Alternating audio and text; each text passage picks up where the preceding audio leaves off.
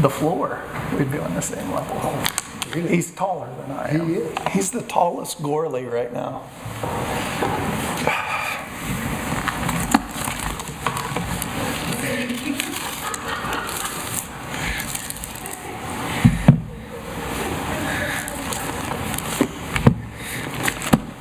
I want to thank you guys for your prayers and your concern, and just being part of my family, being part of community. I've been coming here for about 15 months, but living in a small town, everybody knows everybody's business. It's part of it. Sometimes it makes you cringe a little bit, but on the other side, the small town community really goes a long ways, and our town they've been concerned, they've been worried, they've inquired, and they have prayed for me for over 4 years now. I was at a point, and I had been at the point, where I was at peace with life. And I was at peace with how life looked like. That peace, which passes understanding, and understanding that you may not be able to move, may not be able to talk correctly. There's a host of other physical issues, but I was at peace with it. I was okay. John and I were talking, but even being at peace and even walking with that, you can still carry a burden. And 2 weeks ago, finished up preaching at Leatherwood. Ember and I hopped in the car and we started west. Going west on 80, through Ohio, paying the tolls. We're using an app called Waze, which honestly, it's kind of like Google Maps, but it shows you, I don't know if I should confess this, it's all right. It shows you where the radar is.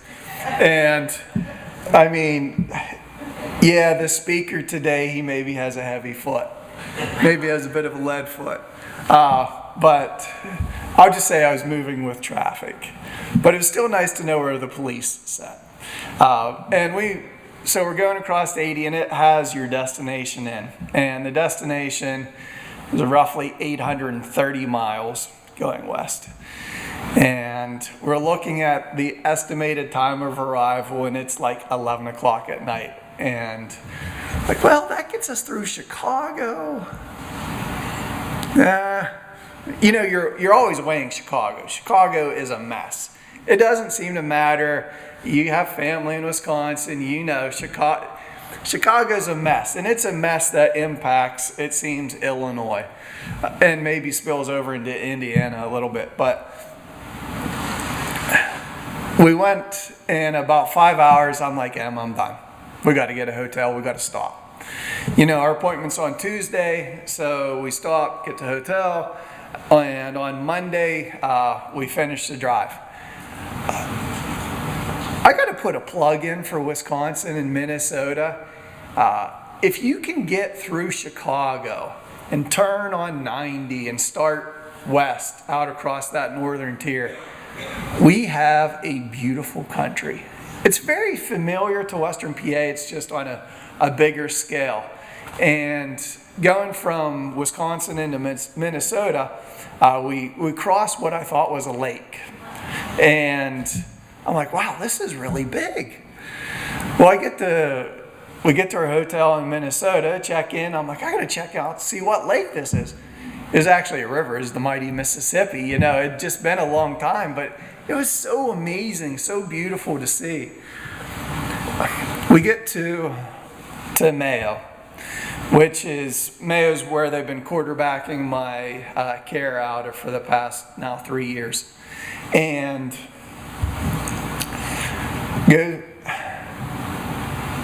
it's been a few years since I've seen my neurologist. I had to care, but because of COVID and they've been swamped, I have not been able to get back. And at Mayo, they have a lot of underground, they call them the subways, and it's a way to get from building to building to building without ever having to go outside. because they have the winter in Minnesota, which is brutal. So you can go from building to building underground. And we're going from our hotel to the clinic. And I was excited to be there. But as I'm walking into the clinic, Ember can feel the anxiety start to set in. There's a lot of people around, and it seems like the roof is low, and I can just feel myself tightening up. And we go in, and she's like, "Are you all right?" I'm like, "Yeah, I'm fine. I'm fine." Spouses, you know, when the other says, "I'm fine," you know that they're not fine.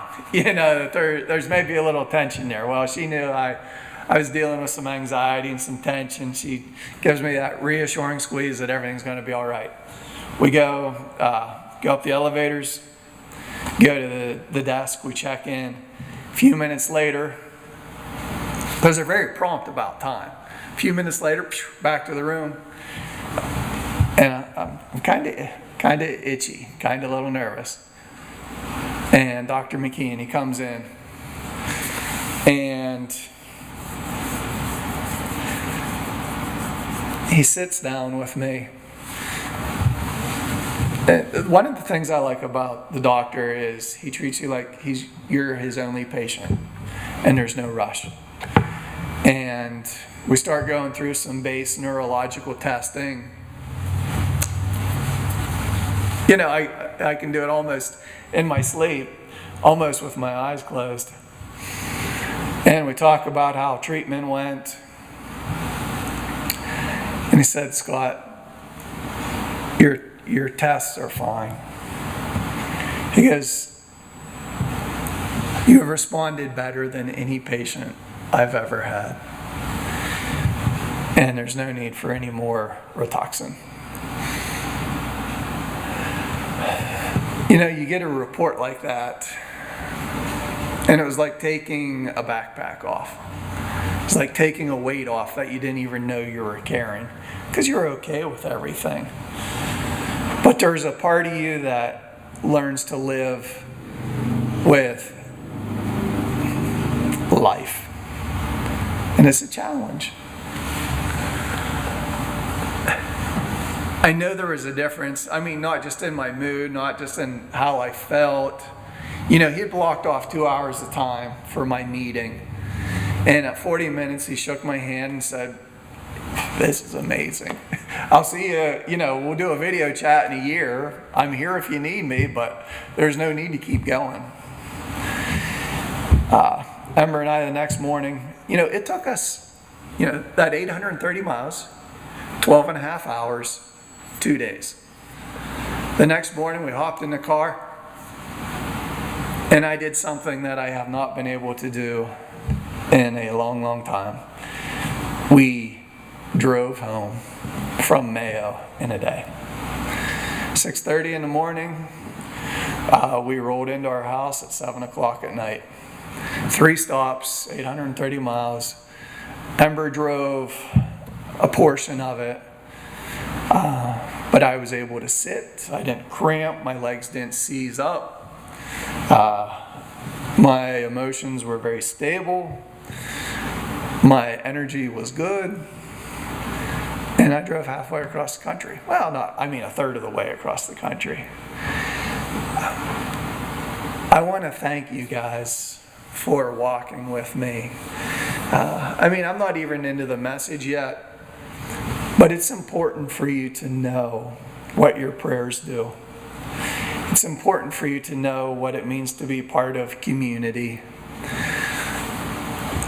In Revelation 12 verse 11, it says, "They overcame him by the blood of the Lamb and by the word of their testimony." You see, we can walk in victory because of what Jesus did. But there's another component there, and that's because of what we share. How we encourage those around us to say, "Hey, thank you for your prayers. Thank you for your concern. Please keep praying." I mean, it's easy sometimes we see a prayer list on the screen, and it might be the same people that were there the week before. For me, my journey, I've been on that list for 4.5 years. 4.5 years my name's been up there on somebody's list. I want it to stay up there. It's important. But keep doing it. Keep praying. Keep praying. This is my testimony. And it's also part of your testimony. You can say, hey, I was praying for that guy. A guy that comes to our church, I was praying for him. And he doesn't have to get immunosuppressant chemotherapy anymore. That's a miracle. That's amazing. You guys saw some of the side effects. The first Sunday I was here and I couldn't talk. The second Sunday I was here and I had about 20 minutes. Today I may have 25 minutes. I don't know. But I don't have to do it anymore. I can walk. I can run.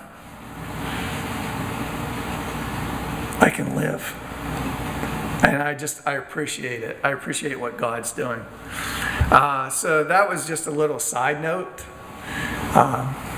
You guys knew I was out there, and this is the report of what God has done. All right, to the message part now. Enough of me.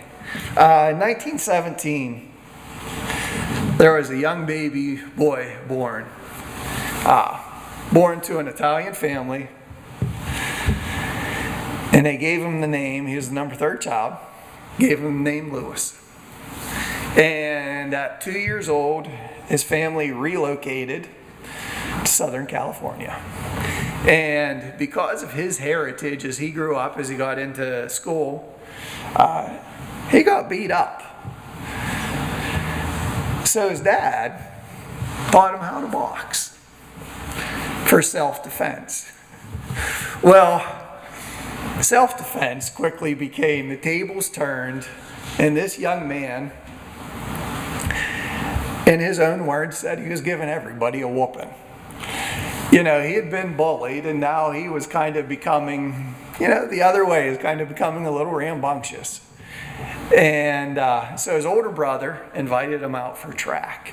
He needed some direction. He needed something that he could be involved in that was not stealing beer.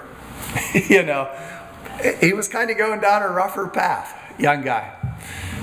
And he discovered he had a gift for running. In fact, he didn't only have a gift, he was the best. And by 1934, he set a high school record at the 1 mile. That stood for what they think is around 20 years. The 1 mile is an amazing distance. There's kind of one of those, I don't know, you call it a moonshot or an Everest moments about doing the 1 mile, and they talk about it being the 4-minute mile. It's 4 laps around the track, averaging 1 minute per lap. But you're averaging 15 miles an hour for 4 minutes. They thought it was impossible. They didn't know if it could be attained. But this young man, by 1934, they were thinking, man, he has the talent. This young man, he could do it. By 1936, he became the youngest man to represent the United States in the 5K distance at the Olympic level. And he ran, and he came in, I believe it was at 8th place. In fact, a guy by the name of Adolf Hitler was so impressed with his running that he invited him to talk to him and said, this is the guy that has the strong finish. It wasn't how he started, it wasn't how he ran, it was how he finished that left an impression that had Hitler want to meet him. By 1938, this man he set a national record in the 1 mile, approaching that magical 4-minute time. The time he set would stand for approximately 15 more years.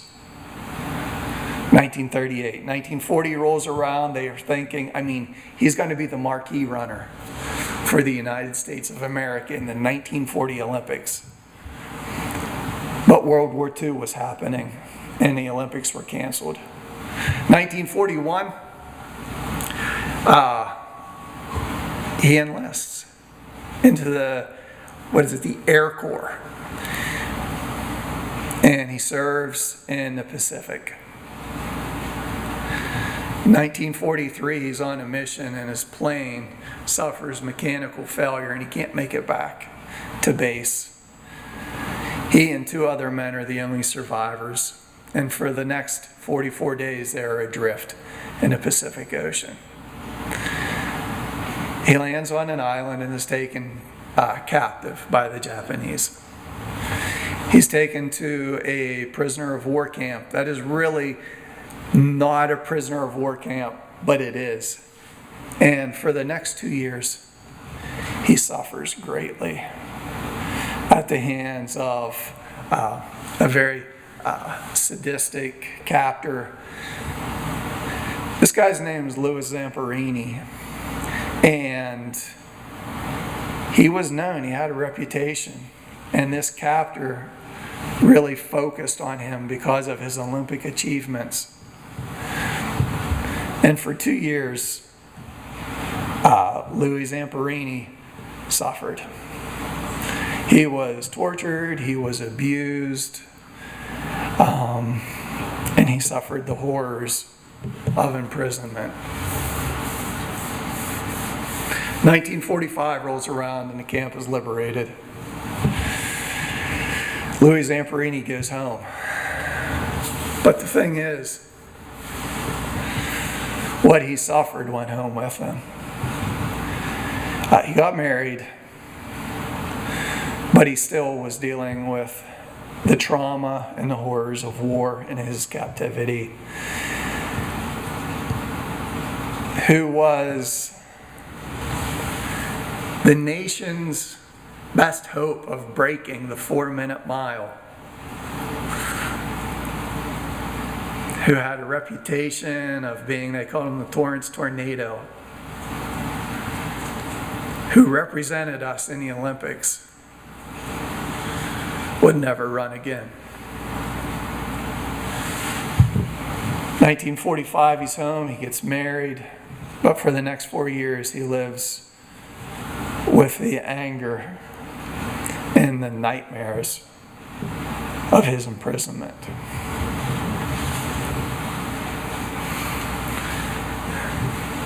Louis Zamperini started strong. His life started very strong. But lapse 2 and lapse 3 took a different turn. In the Bible, I'm going to be here today. I'm going to be back in 3 weeks. I'm going to do kind of a 2-part message. We're going to be looking at the book of Ruth.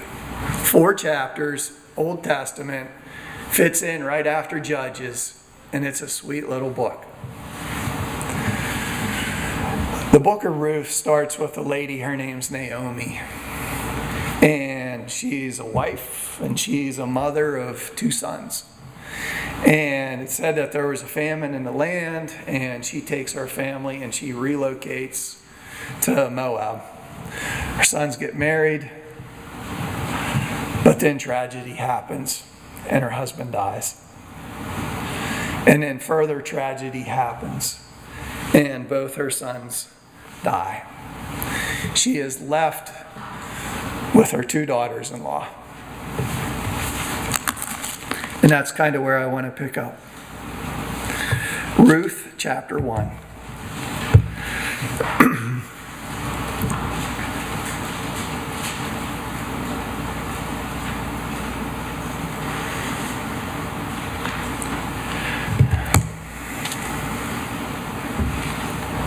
Naomi, this is in verse 8. Naomi said to her 2 daughters-in-law, "Go back, each of you, to your mother's home. May the Lord show kindness to you, as you have shown to your dead and to me." May the Lord grant each of you, you'll find rest in the home of another husband. She kissed them and she wept aloud and she said to her, we will go back with you to your people. But Naomi said, return home, my daughters. Why would you come with me? Am I going to have any more sons? Who would become your husbands? Return home. I am too old to have another husband, and even if there were hope for me, even if I thought there was hope, even if I had a husband tonight and gave birth to sons, would you wait until they grew up? Would you remain unmarried for them? No, my daughters. It is more bitter for me than for you, because the Lord's hand has gone out against me. One daughter stays, but the other daughter, Ruth, says, I'm going to go with you. They return.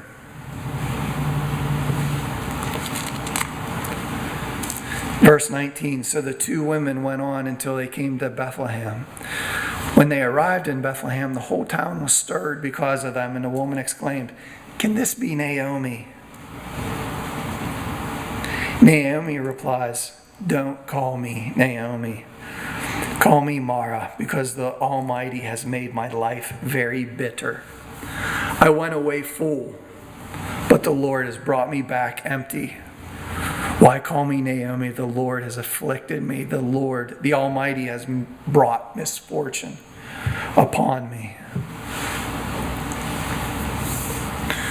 Ruth's first act, her first lap.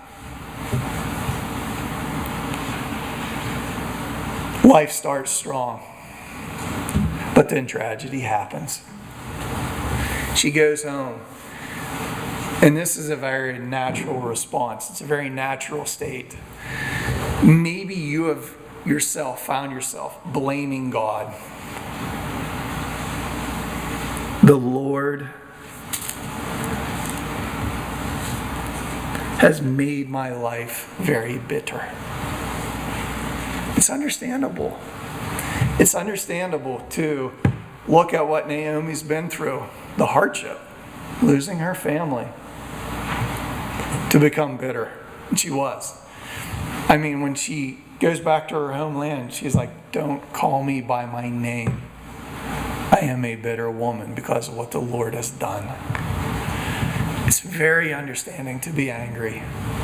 Guys, sometimes we struggle with that. We struggle with being angry at God. We do. I mean, we read the book of Job, and we like Job. We like Job where he doesn't cast blame to God. But if we're to be honest, we're more like Job's wife.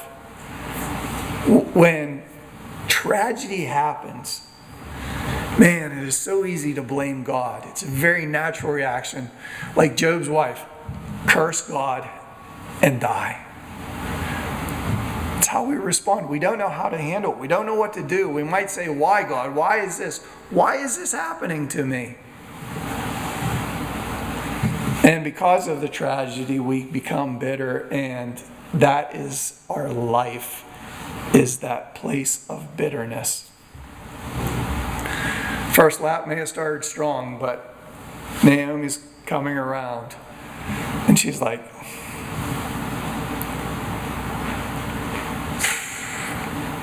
the Lord has done this to me.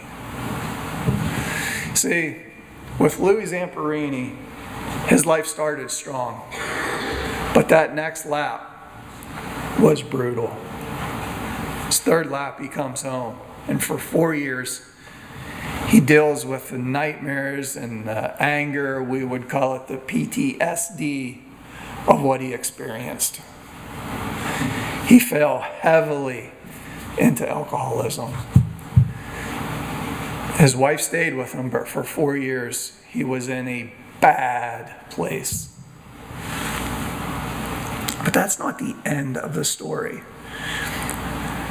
Guys, I don't want it to be the end of our story. I don't want you to give up on people if their story is this place where Naomi is, that they're in a bitter place. They may not understand. They just are casting blame on the Lord. See,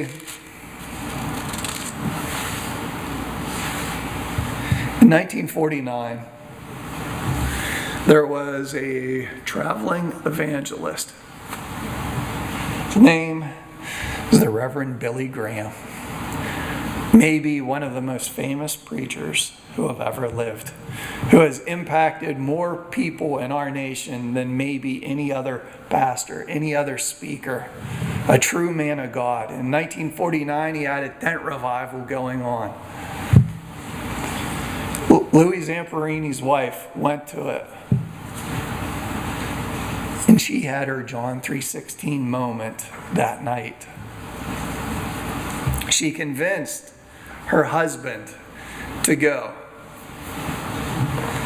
and he met Jesus there, and Jesus met him, and he made a commitment to Christ.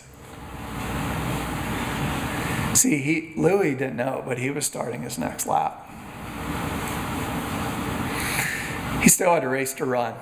It was going to look different than the first lap. It was going to look different than the second lap. See, God met him there in that tent revival. Louis accepted Christ. His dreams, his nightmares stopped. 1950, Louis is part of a contingent. He becomes a missionary to Japan. And he goes back to that camp where he spent 2 years being tortured and what we could only say is like an abject hell. And he went back and he forgave those men who committed that great evil against him. There was one guy, they called him the Bird. I can't pronounce his first name. His last name is Watanabe. He was the main torturer. And he would not see Louis. But Louis wrote him a letter and forgave him. See, for the next 50 years, Louis Zamperini had an impact on troubled youth that spanned his entire lifetime. He impacted a lot of people, inspired a lot of people by being able to run as fast as he did. But he inspired so many more people by how he finished his race.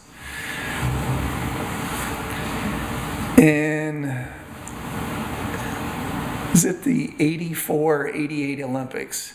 He lit the Olympic torch. In the 98 Olympics, he took part of the Olympic relay to carry the torch, to light it.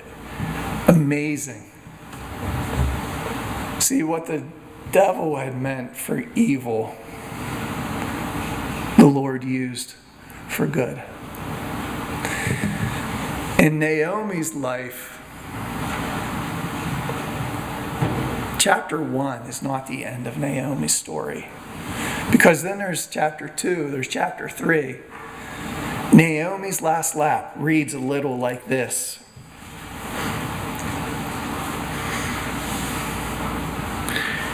Ruth chapter 4, verse 13. So Boaz took Ruth, she became his wife. He went to her, and the Lord enabled her to conceive, and the Lord gave birth, and she gave birth to a son. The women of the town. Remember, these are the women that Naomi came to and said, "Don't call me Naomi anymore. Call me Mara. The Lord has brought me to a bitter place. It's because of him I got all this misfortune." Naomi, the women said to Naomi, see, it's important who we have in our lives. It's important what we say to one another. Verse 14, praise be to the Lord, who this day has not left you without a kinsman redeemer. May he become famous throughout Israel. He will renew your life and sustain you in your old age. For your daughter-in-law, who loves you and is better to you than 7 sons, has given him birth. Naomi took the child, laid him on her lap, and cared for him. The women living there said, Naomi has a son, and they named him Obed. We could stop with that, and that would be amazing.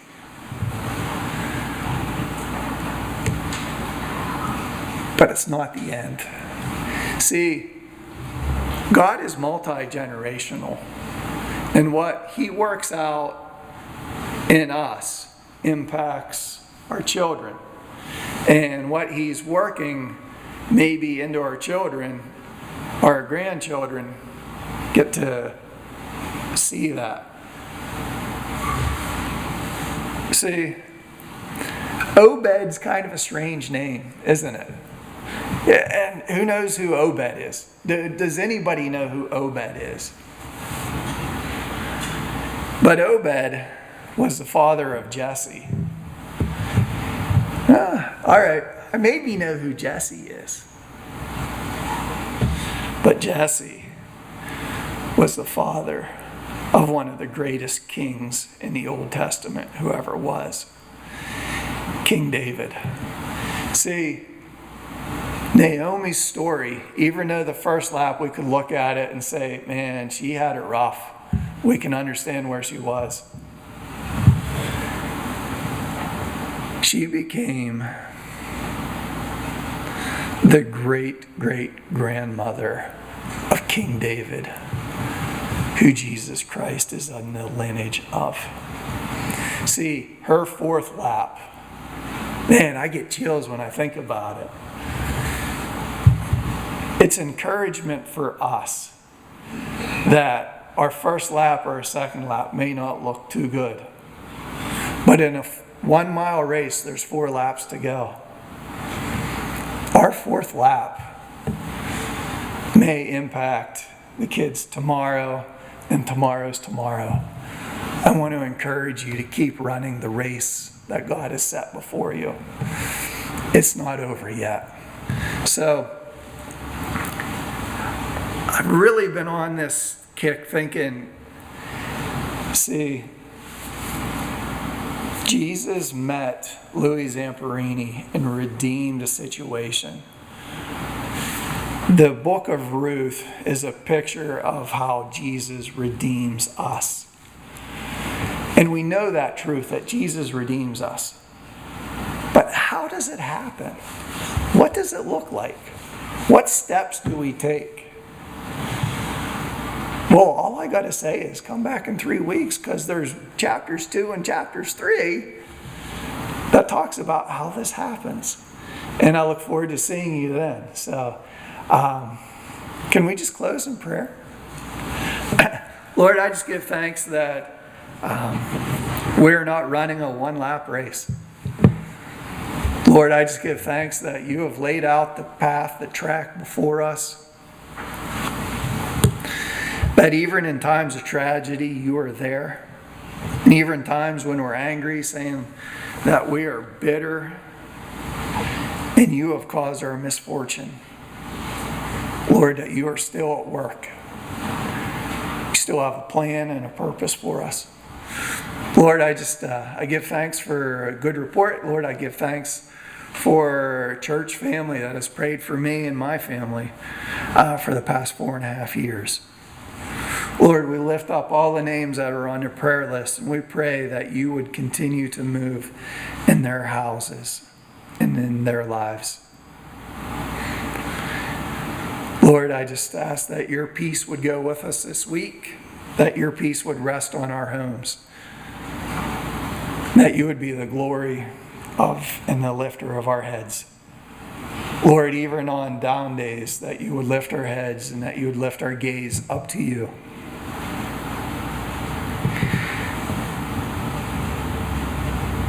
In Jesus' name, amen. Thank you, guys. I appreciate you very much.